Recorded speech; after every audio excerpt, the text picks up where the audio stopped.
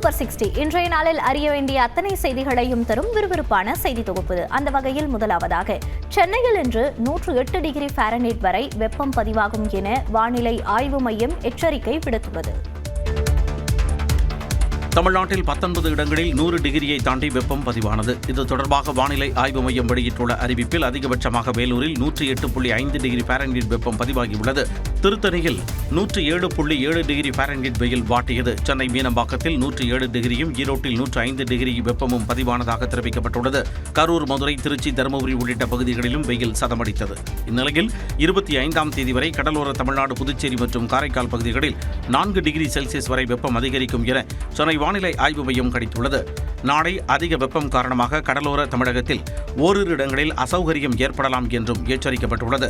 சென்னையில் இன்று 108 டிகிரி வரை வெப்பம் பதிவாகும் என கணிக்கப்பட்டுள்ள நிலையில் சென்னையை பொறுத்தவரை இனிதான் வெயில் காலம் தொடங்குவதாக தனியார் வானிலை ஆய்வாளர் ஸ்ரீகாந்த் தெரிவித்தார். கிட்டத்தட்ட ஒரு 2-3 வாரங்கள் வெயிலின் தாக்கம் இருக்கும். தென்மேற்கு பருவமழை துவங்கி கிட்டத்தட்ட நமக்கு மேங்களூர், கோவா வரைக்கும் இருக்கக்கூடிய அந்த பகுதிகளுக்கு வரணும். அது வந்ததுக்கப்புறம் என்ன ஆகும்னா நமக்கு மேற்கிலிருந்து வரக்கூடிய மேகங்கள், மேக குவியல்கள், ஈரப்பதம் இருக்கும்.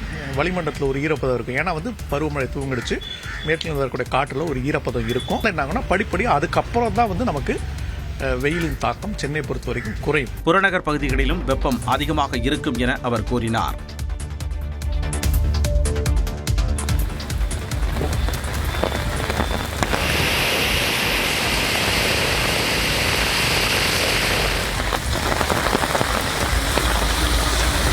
தமிழ்நாட்டில் வெயில் வாட்டி வதைத்து வரும் நிலையில் பல்வேறு பகுதிகளில் கோடைமழை கொட்டி தீர்த்தது. குறிப்பாக திருத்தணியில் கடந்த 5 நாட்களாக வெயில் சதமடித்த சூழலில் திடீரென கருமேகங்கள் சூழ்ந்து சூறைக்காற்றுடன் கனமழை வெளுத்து வாங்கியது.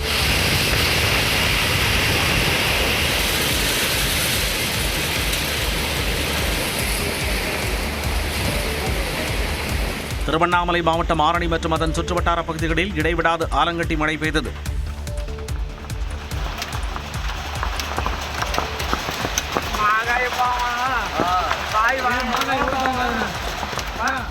அதேபோல வேலூர் சுற்றுவட்டார பகுதிகளில் ஆலங்கட்டி மழை பெய்தது. வேலூர், அரியூர், ஊசூர், கனியம்பாடி உள்ளிட்ட இடங்களில் பெய்த மழையால் தாழ்வான பகுதிகளில் வெள்ள நீர் தேங்கியது. காஞ்சிபுரம் மாவட்டத்தில் பலத்த காற்றுடன் கனமழை வெளுத்து வாங்கியது. ஸ்ரீபெரும்புதூர், ஒரகடம், பாலாஜாபாத், உத்தரமேரூர் உள்ளிட்ட இடங்களில் பெய்த மழையால் குளிர்ச்சியான சூழல் நிலவியது.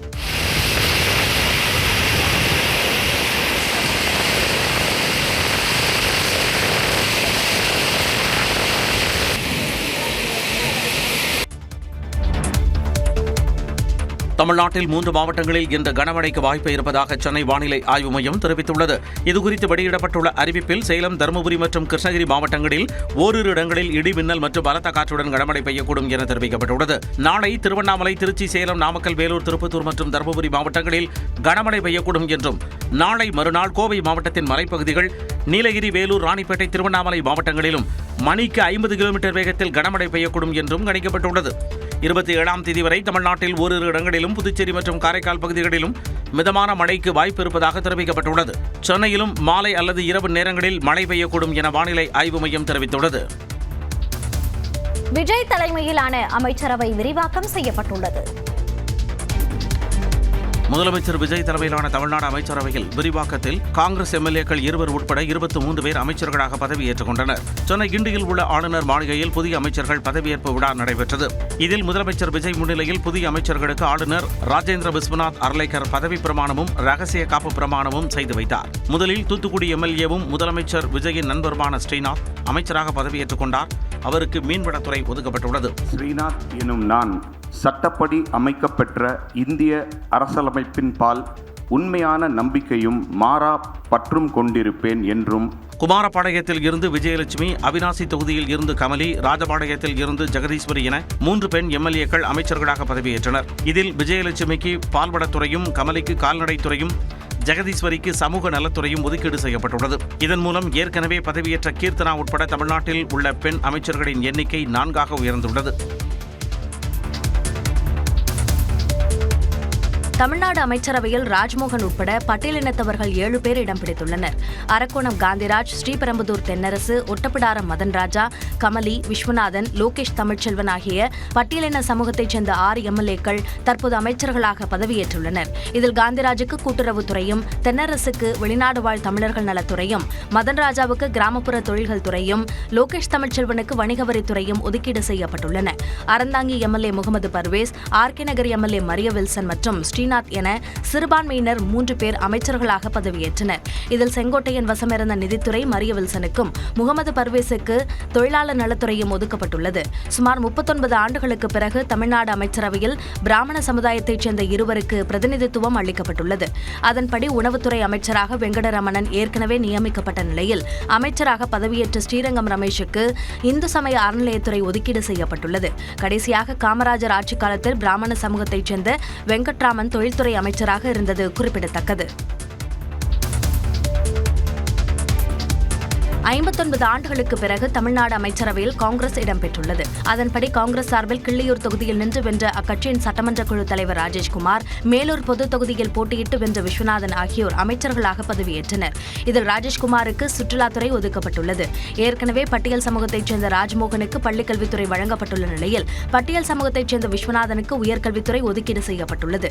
ஓபிஎஸ் அணியிலிருந்து தாவேகாவுக்கு மாறி வெற்றி பெற்ற காஞ்சிபுரம் எம்எல்ஏ ரஞ்சித்குமார் அமைச்சராக பதவியேற்ற நிலையில் அவருக்கு வனத்துறை ஒதுக்கப்பட்டுள்ளது. அதேபோல அதிமுக முன்னாள் சபாநாயகர் தனபாலின் மகன் லோகேஷ் தமிழ்ச்செல்வனுக்கு வணிக வரி உள்ளிட்ட துறைகள் ஒதுக்கீடு செய்யப்பட்டுள்ளன. தமிழ்நாடு அமைச்சரவையில் செயற்கை நுண்ணறிவு என்ற புதிய துறை உருவாக்கப்பட்டு ஆர் குமாருக்கு ஒதுக்கீடு செய்யப்பட்டுள்ளது. அவர் தகவல் தொழில்நுட்பம் மற்றும் டிஜிட்டல் சேவைகளையும் கவனிப்பார் என்று அறிவிக்கப்பட்டுள்ளது. விஜய் மக்கள் இயக்கத்தில் பயணித்த 16 பேர் தமிழ்நாடு அமைச்சரவையில் இடம்பெற்றுள்ளனர். அதன்படி கும்பகோணம் எம்எல்ஏ வினோத், கடலூர் எம்எல்ஏ ராஜ்குமார், ஈரோடு கிழக்கு விஜயபாலாஜி, சேலம் தெற்கு எம்எல்ஏ தமிழன் பார்த்திபன், ஸ்ரீரங்கம் ரமேஷ் உள்ளிட்டோருக்கு வாய்ப்பு வழங்கப்பட்டுள்ளது. வழக்கமாக மின்சாரத்துறையுடன் வரும் மதுவிலக்கு ஆயத்தீர்வைத்துறை முறை தனியாக பிரிக்கப்பட்டு அதற்கு அமைச்சராக விஜய் மக்கள் இயக்க பின்னணி கொண்ட கிணத்துக்கடவு எம்எல்ஏ விக்னேஷ் நியமிக்கப்பட்டுள்ளார். அதேபோல கோவை வடக்கு சம்பத்குமார், தாம்பரம் சரத்குமார் உள்ளிட்டோரும் உள்ளனர். சம்பத்குமாருக்கு பிற்படுத்தப்பட்டோர், மிக பிற்படுத்தப்பட்டோர் நலத்துறையும், சரத்குமாருக்கு மனிதவள மேலாண்மை துறையும் ஒதுக்கீடு செய்யப்பட்டுள்ளன.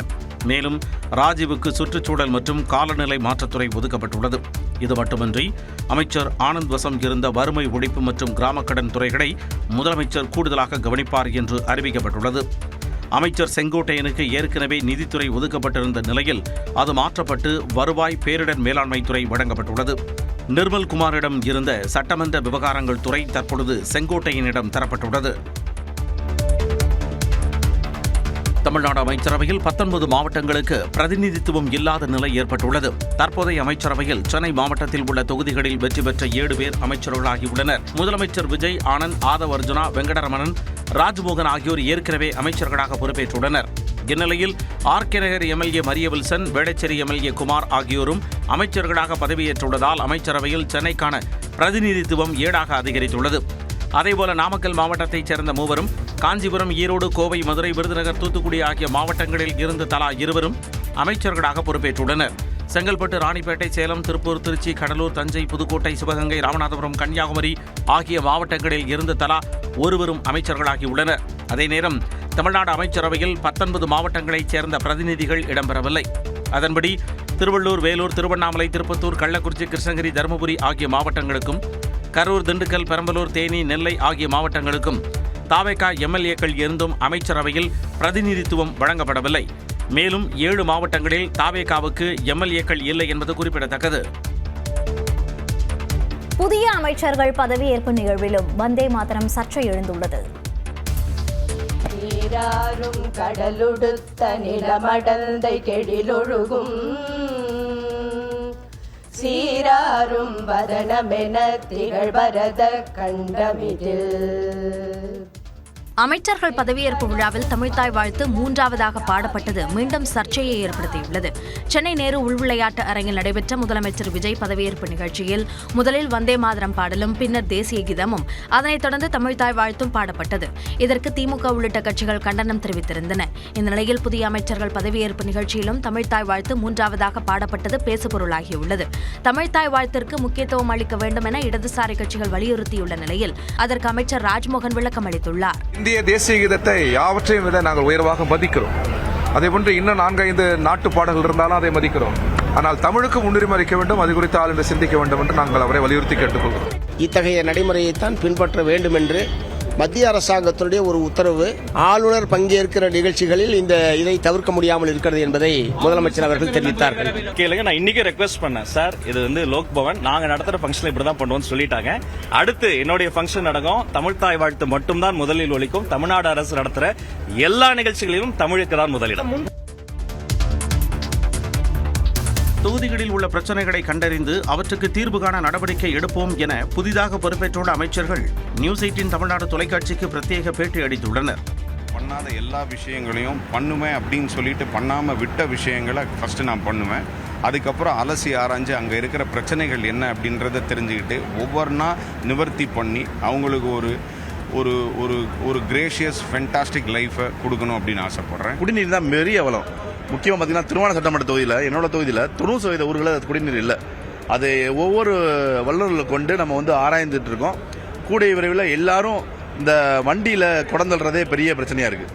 எங்கள் ஊரில் ஃபேமஸான ஒரு வண்டி இருக்குது. அந்த வண்டி பார்த்தீங்கன்னா குடந்தள்ளுற வண்டி தான். அதை நிறுத்தணும். எல்லா ஊர்லேயும் பைப்பை திறந்து தண்ணி வரணும். அதான் மெயின் எங்களுக்கு. அதை நோக்கி தான் நாங்கள் பயணிச்சுட்டு இருக்கோம். என்னுடைய கோவை, நான் ஜெயிச்ச கோவை வடக்கு சட்டமன்ற தொகுதி, அந்த தொகுதியில் அடிப்படையான தேவைகளை மக்களுக்கு நிறைய பக்கம் சரி கிடைக்காம இருக்குது. அதுலேருந்து நான் ஃபஸ்ட் ஸ்டார்ட் பண்ணணும்னு நினைக்கிறேன். மக்களின் பட்டா, குடிநீர் போன்ற அடிப்படை பிரச்சனைகளுக்கு தீர்வு காண்போம் என்றும் வாய்ப்பை சரியாக பயன்படுத்திக் கொள்வோம் என்றும் புதிதாக பதவியேற்றுள்ள தாவேக அமைச்சர்கள் தெரிவித்துள்ளனர். அடிப்படை பிரச்சனை முதல்ல பார்ப்போம், அதுக்கப்புறம் பட்டா பிரச்சனை இருக்கு, குடிநீர் பிரச்சனை இருக்கு, இதை முதல்ல தீர்த்து வைப்போம். விவசாயிகளுக்கான பிரச்சனைகள் இருக்கு, எதில் முதன்மையாக பார்க்கணுமோ அதை போய் அரசு அதிகாரிகளுடன் ஆராய்ந்து ஆலோசனை செய்து அதன் பிரகாரம் நடவடிக்கை எடுக்கும். அவர்கள் எனக்கு கொடுத்திருக்க ஒரு மிகப்பெரிய பொறுப்பு, இதை நான் பதவியாக பார்க்கல. இந்த பொறுப்பின் மூலமாக மக்களுக்கு என்னுடைய துறையின் சார்பில் என்னென்னலாம் செய்ய முடியுமோ அதை எல்லாத்தையும் செய்யணும் அப்படின்றத ஆசைப்படுறேன். இதற்கு முன்னால் இருந்த அமைச்சர்கள் போலவும் இதற்கு முன்னால் இருந்த கவர்னன்ஸ் போலவும் இல்லாமல் கம்ப்ளீட்லி ஒரு நியூ கவர்னன்ஸ், ஒரு ஃப்ரெஷ் கவர்னன்ஸ். எங்களை மாதிரி யங்ஸ்டர்ஸுக்கு சிஎம் சார் வாய்ப்பு கொடுத்துருக்காங்க அப்படின்னா அதற்கு காரணம் ஒரு ஊழல் இல்லாத மக்களுக்கு உண்மையிலே சேவையாற்றக்கூடிய ஒரு ஆட்சியை உண்டாக்கணும் அப்படின்றதுனால தான் நிச்சயமாக அதை செய்யும். வாய்ப்பு, இந்த வாய்ப்பை கண்டிப்பாக நான் சரியாக பயன்படுத்தி மிகச் சிறப்பான முறையில் செயல்படுத்தி மக்களுக்கு அது மூலமா என்னென்ன விஷயங்கள் செய்யணுமோ அதை எல்லாத்தையும் சரியாக நிறைவேற்றுவேன் அப்படிங்கிறத சொல்லிக்கிறேன். தாவேக அமைச்சரவையில் IUML இடம்பெறும் நிலையில் ஷாஜகான் அமைச்சராக பதவியேற்பார் என அக்கட்சியின் தேசிய தலைவர் காதர் மொஹிதீன் அறிவித்துள்ளார். திமுக கூட்டணியில் தேர்தலை சந்தித்த IUML தாவேக ஆட்சி அமைக்க ஆதரவு அளித்துள்ளது. இந்நிலையில் தாவேக அமைச்சரவையில் IUML இடம்பெற வேண்டும் என முதலமைச்சர் விஜய் விரும்புவதாக அமைச்சர் ஆதவ் அர்ஜுனா அழைப்பு விடுத்திருந்தார். அதன்படி தாவேக அமைச்சரவையில் IUML இடம்பெறவுள்ளதாக IUML கட்சியின் தேசிய தலைவர் காதர் மொஹிதீன் அறிவித்துள்ளார். பாபநாசம் தொகுதி MLA AM ஷாஜகான் அவர்களை நாங்கள் அமைச்சரவையில் இடம்பெறுவதற்காக வேண்டி சிபாரிசு செய்வதென்று முடிவெடுத்திருக்கிறோம். அமைச்சரவையில் இடம்பெறவுள்ள நிலையில் தலைமைச் செயலகத்தில் முதலமைச்சர் விஜயை IUML நிர்வாகிகள் சந்தித்து பேசினர். தாவேக அமைச்சரவையில் விசிக MLA வன்னியரசு இடம்பெறுவார் என விசிக தலைவர் திருமாவளவன் அறிவித்துள்ளார். தாவேக அமைச்சரவையில் இடம்பெறுவது குறித்து கட்சி நிர்வாகிகளுடன் திருமாவளவன் ஆலோசனை மேற்கொண்டார். தொடர்ந்து ஊடகங்களுக்கு பேட்டி அளித்த அவர் கூட்டணி ஆட்சியை தமிழகத்தில் கொண்டுவர வேண்டும் என முதலில் வலியுறுத்தியது விசிக தான் என்று குறிப்பிட்டார். மேலும் தாவேக அமைச்சரவையில் விசிக இடம்பெறுவது என முடிவெடுத்துள்ளதாகவும் கூறினார். இந்த அமைச்சரவையில் இடம்பெறுவது என்கிற முடிவை எடுத்திருக்கிறோம். 2 சட்டமன்ற உறுப்பினர்களில் வன்னியரசு அவர்களின் பெயரை பரிந்துரைப்பதென்று முடிவெடுத்திருக்கிறோம். இந்த நிலையில் அதிகார பகிர்வு என்ற விசிகவின் கனவு நனவாகி இருப்பதாக விசிக துணை பொதுச் செயலாளர் வன்னியரசு தெரிவித்துள்ளார். இந்த ஆட்சியிலும் பங்கு, அதிகாரத்தில் பங்கு என்கின்ற முழக்கம் எங்களுடைய தலைவர் அவர்கள் எழுப்பிய முழக்கம். இந்த முழக்கம் இன்றைக்கு நிறைவேறுகிறது. ஒரு அதிகார பகிர்வை விரும்புகின்ற அத்தனை பேருக்குமே இது மிகப்பெரிய மகிழ்ச்சியாக இருக்கும். ஆதி திராவிட நலத்துறை அமைச்சராக வன்னியரசுவும் சிறுபான்மையினர் நலத்துறை அமைச்சராக IUML கட்சியின் ஷாஜகானும் இன்று பதவியேற்க உள்ளனர். தமிழ்நாட்டில் முதலமைச்சர் ஜோசப் விஜய் தலைமையிலான அமைச்சரவையில் இதுவரை 33 அமைச்சர்கள் இடம்பெற்றுள்ள நிலையில் கடந்த 1991ஆம் ஆண்டு முதல் அமைச்சரவையில் இடம்பெற்ற அமைச்சர்களின் எண்ணிக்கை குறித்து பார்க்கலாம். 1991ஆம் ஆண்டில் முதன்முறை முதலமைச்சராக பொறுப்பேற்ற ஜெயலலிதா தலைமையிலான அமைச்சரவையில் 26 பேர் இடம்பெற்றனர். இதைத் தொடர்ந்து 1996ஆம் ஆண்டு முதலமைச்சராக பொறுப்பேற்ற கருணாநிதி தலைமையிலான அமைச்சரவையில் 25 பேர் இடம்பெற்றனர். பின்னர் 2001ஆம் ஆண்டு இரண்டாவது முறையாக ஜெயலலிதா முதலமைச்சரானதும் அவர் தலைமையிலான அமைச்சரவையில் 25 பேர் இடம்பெற்றிருந்தனர். இதைத் தொடர்ந்து 2006ஆம் ஆண்டு கருணாநிதி தலைமையிலான அமைச்சரவையில் 30 பேரும் 2011ஆம் ஆண்டில் அமைந்த ஜெயலலிதா தலைமையிலான அமைச்சரவையில் 28 பேரும் அமைச்சர்களாக பொறுப்பேற்றனர்.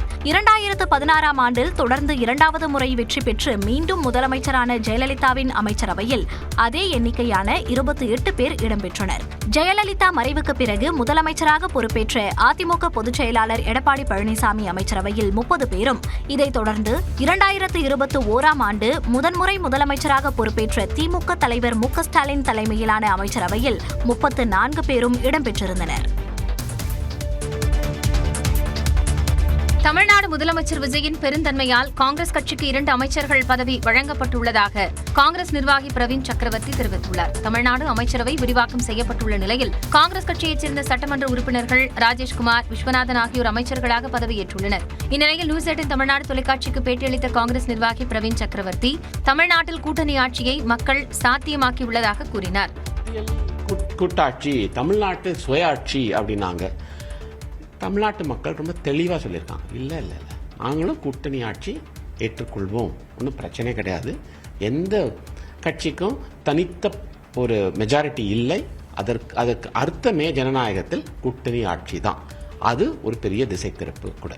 அமைச்சரவையில் இளைஞர்களுக்கு வாய்ப்பு வழங்கிய தமிழ்நாடு முதலமைச்சர் விஜயின் கொள்கையை காங்கிரஸ் உள்ளிட்ட அனைத்து கட்சிகளும் பின்பற்ற வேண்டும் என்றும் அவர் கூறினார். பாவேகாவின் மந்திரி சபை அதை ரிஃப்ளெக்ட் பண்ணுது.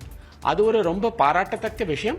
இது நிச்சயமாக காங்கிரஸ் கட்சியும் சரி மற்ற எல்லா அரசியல் கட்சியும் இதை கவனமாக இதை கவனித்து அவங்க அந்த கட்சியை எப்படி நம்ம பாப்புலேஷன் எப்படி இருக்கோ அதை ரிஃப்ளெக்ட் பண்றதுக்கு நம்ம என்ன செய்யணும் அப்படின்றது ரொம்ப கவனமாக கருத வேண்டும். தமிழ்நாட்டில் காங்கிரஸ் கட்சியை வளர்க்க ஆக்கப்பூர்வமான பணிகளை தமிழ்நாடு காங்கிரஸ் மேற்கொள்ளும் என்றும் பிரவீன் சக்கரவர்த்தி கூறினார்.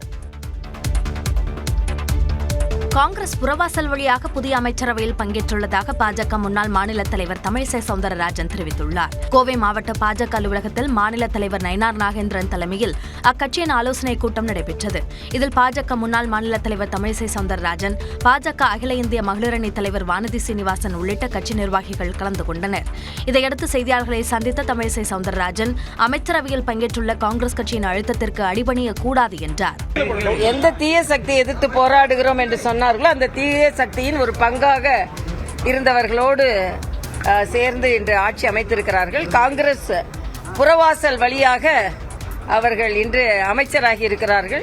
இதனைத் தொடர்ந்து பேசிய பாஜக மகளிரணி தேசிய தலைவர் வானதி சீனிவாசன், புதிதாக பொறுப்பேற்றுள்ள அமைச்சர்கள் எப்படி பணியாற்றுகிறார்கள் என பொறுத்திருந்து பார்க்கலாம் என்றார். நாங்க நிச்சயமா அவங்களோட செயல்பாடுகளை பார்த்து எங்களோட கருத்துக்களை சொல்லுவோம். ஒரு ஆக்கப்பூர்வமான எதிர்கட்சியா என்ன கோவைக்கு வேணும் அப்படிங்கறத சொல்லுவோம். அதனால இன்னைக்கு பொறுப்பேற்கிறவங்க இருக்கட்டும், அதுக்கப்புறம் அவங்க செயல்பாடுகளை பார்த்துட்டு அவங்கள பத்தி நம்ம பேசலாம். கோவை மாவட்டத்திலிருந்து அமைச்சர்களாக பொறுப்பேற்கும் சட்டமன்ற உறுப்பினர்களுக்கு வாழ்த்துக்களை தெரிவிப்பதாகவும் வானதி சீனிவாசன் கூறினார். சென்னை பெருநகர காவல் ஆணையர் மாற்றப்பட்டுள்ளார். சென்னை மாநகர காவல் ஆணையராக அமல்ராஜை நியமித்து தமிழ்நாடு அரசு உத்தரவிட்டுள்ளது. முதலமைச்சர் விஜய் தலைமையிலான தாவேக அரசு பொறுப்பேற்றதில் இருந்து முக்கிய IAS, IPS அதிகாரிகள் பணியிட மாற்றம் செய்யப்பட்டு வருகின்றனர். அந்த வகையில் 2 IPS அதிகாரிகளை பணியிட மாற்றம் செய்து தமிழ்நாடு அரசு உத்தரவிட்டுள்ளது.